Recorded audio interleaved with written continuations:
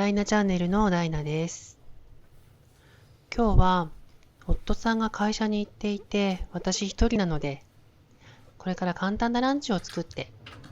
食べたいと思います。実は先日、父の動画を公開した後に、親戚の子から動画を見たよって連絡があったんですよね。で、私の父のことで、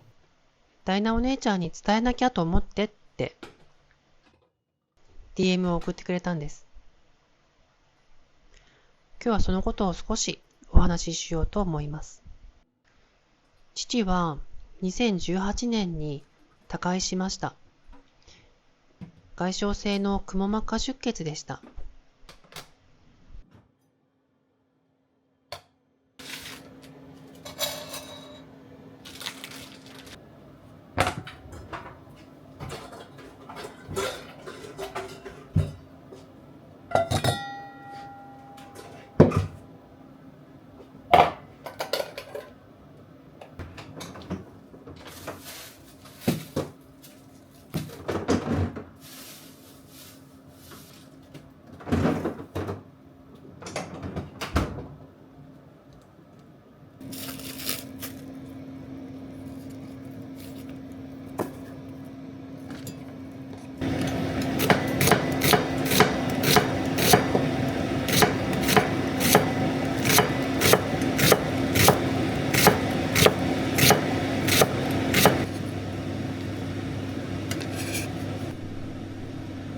私は2005年に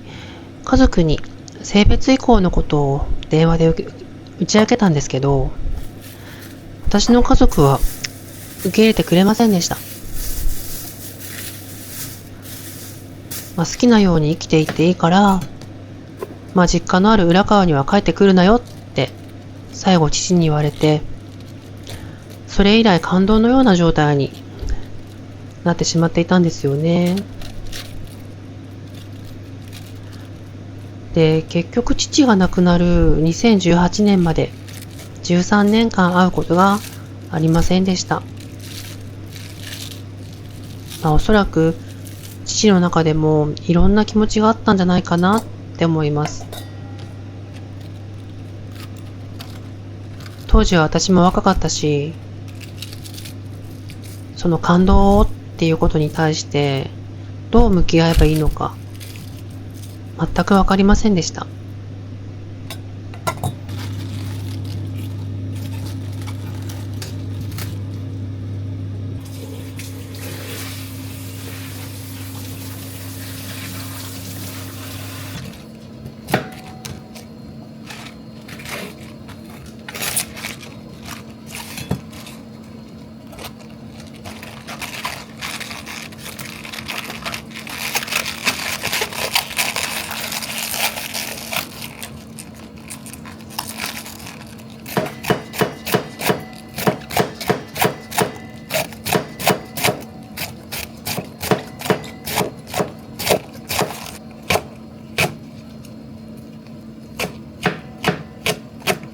感動されて以来、電話はしていませんでした。でも完全に何もしなかったっていうわけではなくて、たまに果物とかお菓子とかを実家に送っていたことを夫さんに言われて思い出しました。でね、送ったんですけど、返信は一度もなかったんですよね。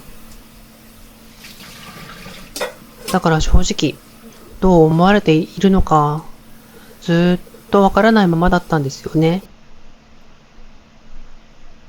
それでもすごく気になっていて、元気にしているのかなとか、今日は誕生日だなとか、テレビにね、地元が映るたびに、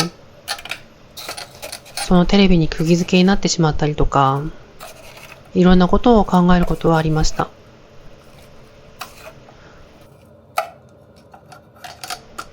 でもね、結局、時間はそのまま過ぎていってしまったんですよね。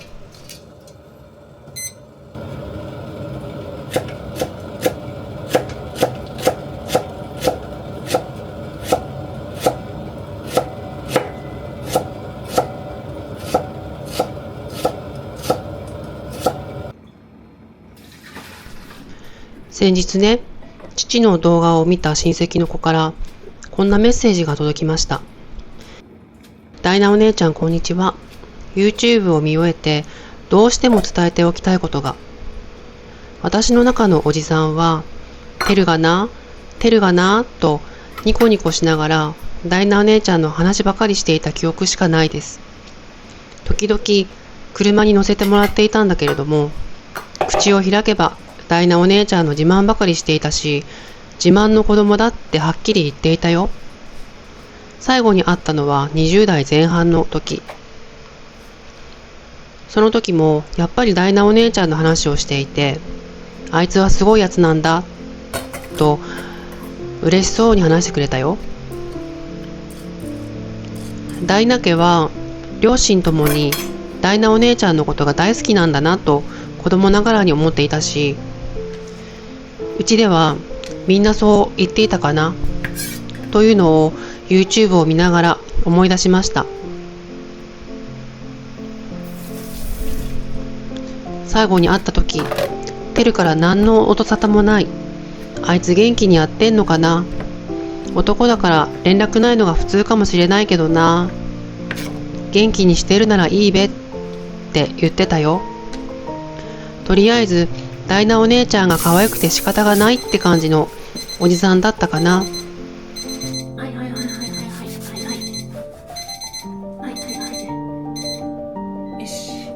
私正直ね、すごい泣きました。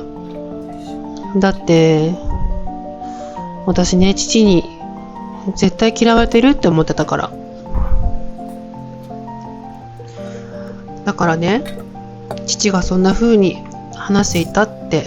初めて知って、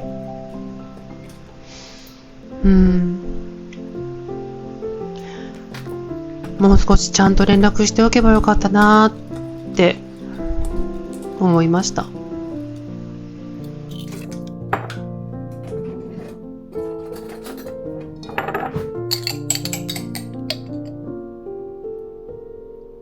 もっとしつこく連絡しておけばよかったな。返信がなかったとしても手紙書いたり電話したりもっとすればよかったな。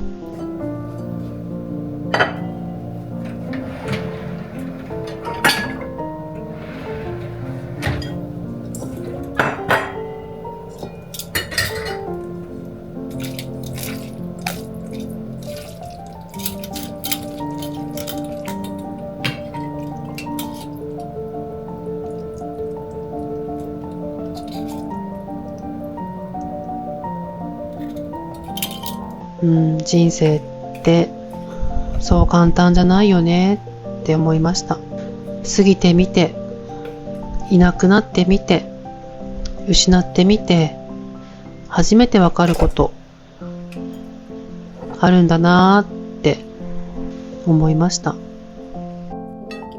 私が再会した父は痩せこけて小さくなって目の前で横たわっていました。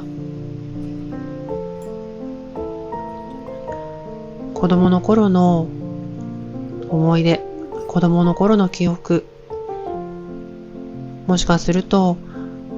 私の中で偏ったイメージで父を考えていたのかなって。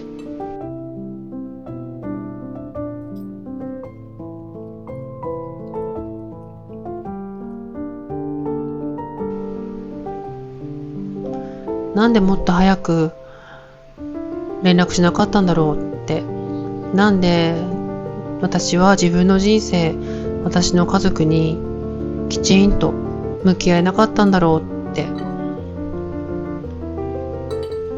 すごく後悔しています。